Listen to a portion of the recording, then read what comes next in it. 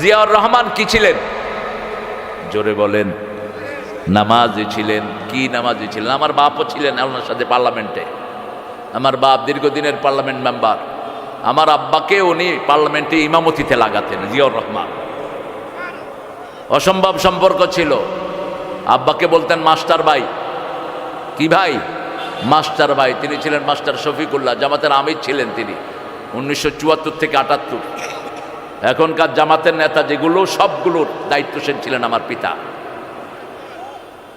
তিনাকে পছন্দ করতেন প্রচণ্ডভাবে জিয়াউর রহমান, পরামর্শ নিতেন।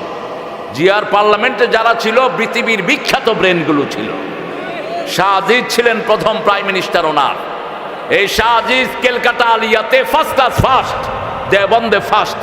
শাহ আজিজের সামনে কথা বলার মতো যোগ্যতা কোনো আলেমের, এত জুয়েল একজন মানুষ ছিলেন। আরে কাকে? আহা, এই যে দেখেন জিয়াউর রহমান সাহেবের কাছে 5 বছর ছিল, একদিনও তাহাজ্জুদ ছাড়া দেখে না। এই যে সাক্ষী দিচ্ছে, আল্লাহ এই মানুষটাকে তুমি মাফ করে দাও। চিৎকার করে বলেন আমিন। এই যে সাক্ষী দিচ্ছে প্রশাসনের একজন মানুষ, বুকে বেজ লাগানো আছে এখনো। এটাই হলো সাক্ষী। 5 জন সাক্ষী একজন মানুষের পক্ষে দাঁড়াবে। কয়জন? প্রথম সাক্ষী হলো তার 2 ফেরেশতা কিরামান কাতিবিন, 2 গ্রুপ ফেরেশতা প্রথম। 2 নম্বরে হলো মাটি সাক্ষী, 3 নম্বরে মানুষ, 4 নম্বরে কে? 5 নম্বরে আপনার অঙ্গ প্রত্যঙ্গ শরীরগুলো সাক্ষী দিবে। আপনি যা করেছেন আপনার শরীর সাক্ষী হয়ে যাবে। দৈনিক 100 আয়াত পড়বো, রাজি আছি? তাহলে গাফেলদের কাতারে নাম লেখা হবে না। সূরা ফাতিহা 100 বার পড়বো, সূরা ইখলাস 100 বার পড়বো। তাহলে 700 আর 400 কত হলো? 1100 আয়াত যে পড়বে মুহসিনিন হিসাবে আল্লাহ তাকে জান্নাত দিয়ে দিবেন। বেশি সময়ের ব্যাপার না। রাসূল প্রতিদিন 67 রাকাত নামাজ পড়তেন রাহমাতাল লিল, 51 রাকাত পড়তেন নফল, আর 17 রাকাত পড়তেন ফরজ। 17 রাকাত কি ফরজ? আমরাও 17 রাকাত পড়ি, ঠিক না ঠিক? হ্যাঁ, ভালো। হা হা, তোমাদের এই মাহফিল না চিড়িয়াখানা এটা? আরে আল্লাহ রে, যাও যাও। আচ্ছা আচ্ছা, ঠিক আছে। হ্যাঁ, থাক থাক চঞ্চল, আল্লাহ তোমাকে ভালো করে। ছেলেটা disabled, mentally disabled, just pray for him. এরকম কোন প্রতিবন্ধী শিশু যদি কারো ঘরে থাকে, ওই পিতামাতা জান্নাতি। আরো জোরে বলেন সুবহানাল্লাহ। যার একটা হাত নাই, একটা জান্নাত আল্লাহ তাকে দিয়ে দিবেন। একটা চোখ নাই, একটা জান্নাত দিয়ে দিবেন। একটা পা নাই, একটা জান্নাত দিয়ে দিবেন। পিতামাতারা মন খারাপ করবেন না। একটা ডিজেবল ছেলে যে কত কষ্টকর, এটা যাদের ঘরে আছে তারাই বুঝে, ঠিক না ঠিক? সেই জন্য কষ্ট বেশি যেখানে, পুরস্কার বেশি। তাদেরকে আপনি ঘৃণা করবেন না। ডিজেবল হওয়ার কারণ হলো 4টি। কয়টি?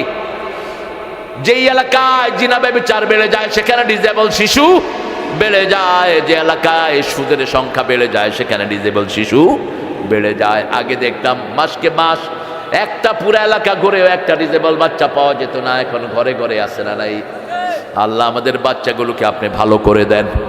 আরো চিৎকার করে বলেন আমিন। যেই পিতামাতারা বিভিন্ন হারামের সাথে জড়িত, তাদের ঘরে ডিজেবল বাচ্চাও হয়ে যায়। আর চতুর্থত, যারা জিনা ব্যভিচারের সাথে বেশি লিপ্ত থাকে, ওদের ঘরেও কি আসে? ডিজেবল বাচ্চা আসে। আল্লাহ আমাদের বাচ্চাদেরকে আপনি ভালো করে দেন। যেই পিতামাতারা এই ডিজেবল বাচ্চা পালন করছে, ওদেরকে আপনি জান্নাতুল ফেরদাউসের মেহমান বানায়া দেন। কোরআন পড়ব দৈনিক কত আয়াত বলেন? রাসূল বলেছেন 200-300 আয়াত যে পড়বে নেককার হিসাবে জান্নাতে যাবে। 400 আয়াত পড়বে তাকে আল্লাহ মুহসিন হিসাবে কবুল করবেন। এখন আমরা ওয়াদা করব, যখনই কষ্টে পড়ি কোরআন পড়ব, রাজি আছি তো? আল্লাহ আমাদেরকে কবুল করুন। আরো চিৎকার করে বলেন আমিন। এখন কেউ বলতে পারবেন না যে আমি কোরআন পড়তে পারি না। আমরা যারা কথা বলি এদের 5 পারা পড়া উচিত ইবনে উমরের হাদিস থেকে। আর যারা নরমাল মানুষ তাদের দৈনিক 1 পারা পড়া উচিত। ইয়াতলু আলাইহিম আয়াতিহ, আল্লাহ বলবেন কোরআন যারা পড়বে কিয়ামতের ময়দানে কোরআন তার বন্ধু হয়ে তাকে জান্নাতে নিয়ে যাবে। প্রতিদিন সূরা মুলক পড়বেন। আজকে কি বার? এই জুমার দিন মৃত্যু চাইবেন। রাসূল বলেছেন জুমার দিন যারা মারা যায় তাদের কবরের আযাব হয় না। সূরা মুলক যারা পড়ে তাদের কবরের আযাব হয় না, দৈনিক পড়বেন, রাতে পড়বেন।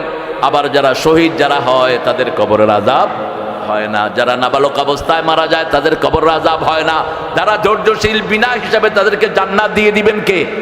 আল্লাহ আমাদের সবাইকে কবুল করুন। আরো জোরে বলেন আমিন। পড়েন সুবহানাকা আল্লাহুম্মা ওয়া বিহামদিক আশহাদু আন লা ইলাহা ইল্লা আনতা আস্তাগফিরুকা ওয়া আতুবু ইলাইক। তিনজন ভাই অসুস্থ আছেন এই এলাকায়। আপনি রুগী দেখতে গেলে আপনার রোগ ভালো করে দিবেন কে?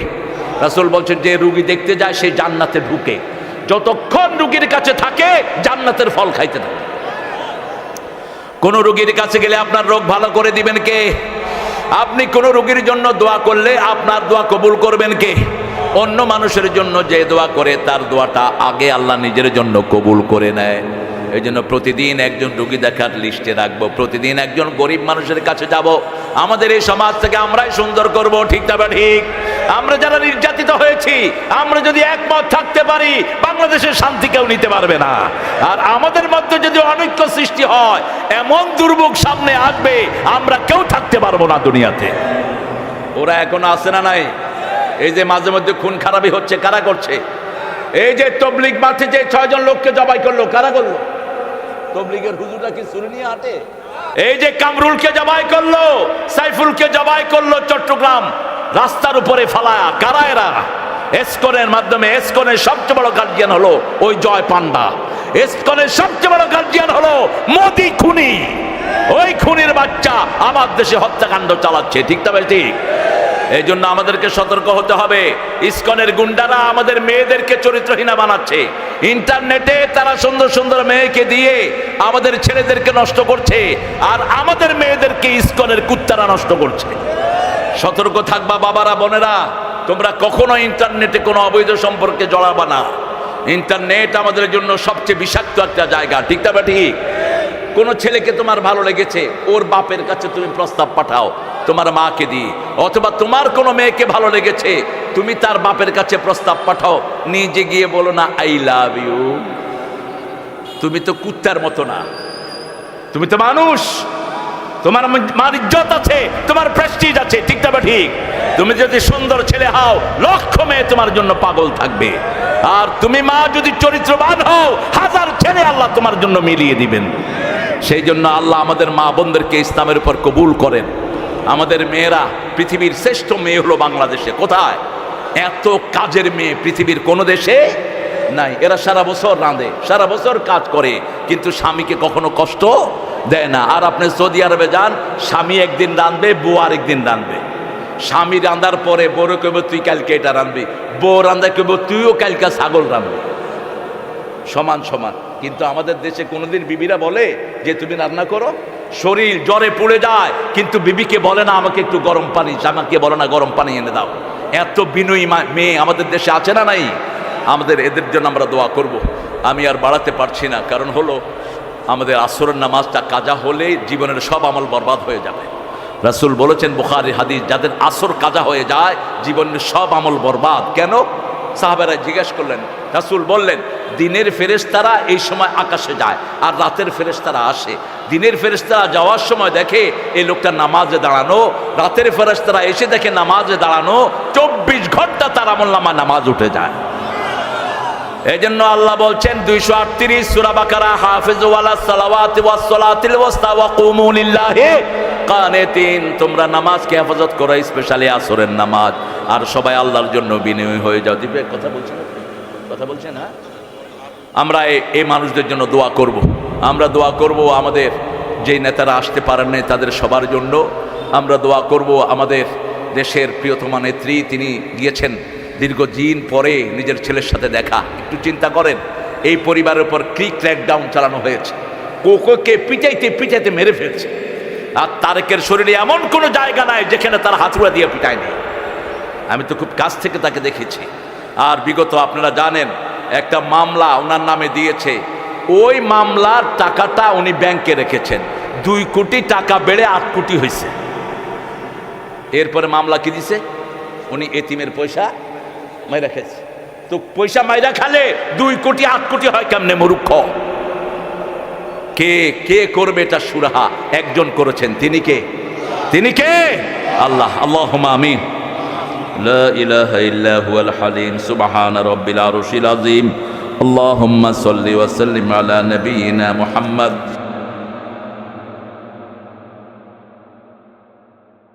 করেছে মায়েদের দান ছাড়া ইসলাম উন্নত হয় নাই।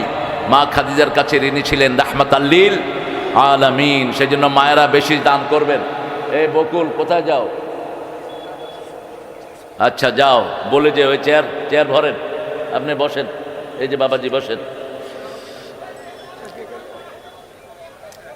সূরা তাহা, তাহা মা আনজালনা আলাইকাল কুরআন লিতাশকা। আল্লাহ বলছেন তাহার অর্থ কে বুঝেন? অনেক মুফাসসির অর্থ করেছেন তাহা মানে মুহাম্মদ সাল্লাল্লাহু আলাইহি ওয়াসাল্লাম, কিন্তু আল্লাহ নিষেধ করেছেন লা ইয়ালামু তাবিলাহু ইল্লাল্লাহ। এগুলোর অর্থ আল্লাহ ছাড়া কেউ জানে না, তোমরা আন্দাজে অর্থ করো কেন? তবে এটা পড়লে সওয়াব আছে না নাই? প্রতি অক্ষরে 10টা নেকি করে দান করে দেন কে? আল্লাহ দান করে দেন। সেজন্য কোরআন শরীফ পড়লেই বরকত। আমরা বললাম আল্লাহ সবচেয়ে বেশি বরকত কি? সূরা বনী ইসরাঈল আল্লাহ উত্তরে দিচ্ছেন অনুনাজ্জিলু মিনাল কুরআনি মা হুয়া শিফাউ ওয়া রাহমাতুল লিল মুমিনিন ওয়া লা ইয়াজিদুয যালিমিনা ইল্লা খাসারা। যা নাজিল করেছি সবটাই হলো আরোগ্যতা। একদিকে পড়বেন, আরেক দিকে রোগ ভালো করে দিবেন কে? আল্লাহ ভালো করে দিবেন। একটু টেস্ট করে দেখেন, যখনই অসুস্থ হন কোরআন পড়েন, সুস্থতা এনে দিবেন কে?